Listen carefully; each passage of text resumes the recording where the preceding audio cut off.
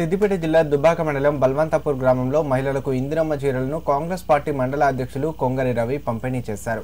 ఈ సందర్భంగా మాట్లాడిన ఆయన పేదల కోసం అనేక సంక్షేమ కార్యక్రమాలు చేపట్టిన ఉక్కు మహిళ భారతరత్న ఇందిరాగాంధీ స్ఫూర్తితో ఈ కార్యక్రమం చేపట్టడం జరిగిందన్నారు. కాంగ్రెస్ ప్రభుత్వం 18 ఏళ్లు నిండిన ప్రతి మహిళకు ఇందిరమ్మ మహిళా శక్తి చీరలను అందజేస్తుందన్నారు.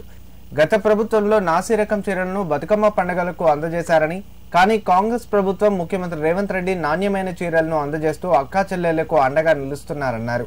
తెలంగాణ ఆడపడుచుల కోసం ప్రత్యేకంగా సారె కానుక అందజేస్తున్న ముఖ్యమంత్రి రేవంత్ రెడ్డికి ఈ సందర్భంగా ప్రత్యేక ధన్యవాదాలు తెలియజేశారు. ఈ కార్యక్రమంలో రేకులకుంట దేవస్థానం డైరెక్టర్ చిట్యాల ధనంజయ, నాయకులు బాను, ప్రకాష్, ప్రవీణ్, నజీర్, రవి పలువురు పాల్గొన్నారు.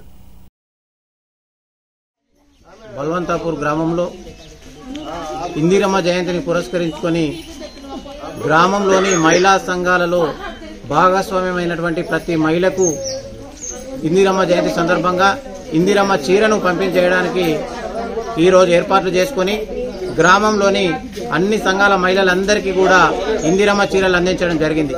గతంలో ఇచ్చినటువంటి నాసి రకం చీరలు కాకుండా నాణ్యతతో కూడుకున్నటువంటి చీరలు, మన దగ్గరలో సిరిసిల్ల చేనేతలు నేసినటువంటి చీర మన ఆడబిడ్డలందరికీ కూడా ఒక గౌరవప్రదంగా ఉండాలనే ఒక ఉద్దేశంతో రాష్ట్ర ప్రభుత్వము ఒక ఇందిరమ్మ పథకం తీసుకొని దీని కింద ఈరోజు చీరను పంపించేయడం చాలా శుభ పరిణామం.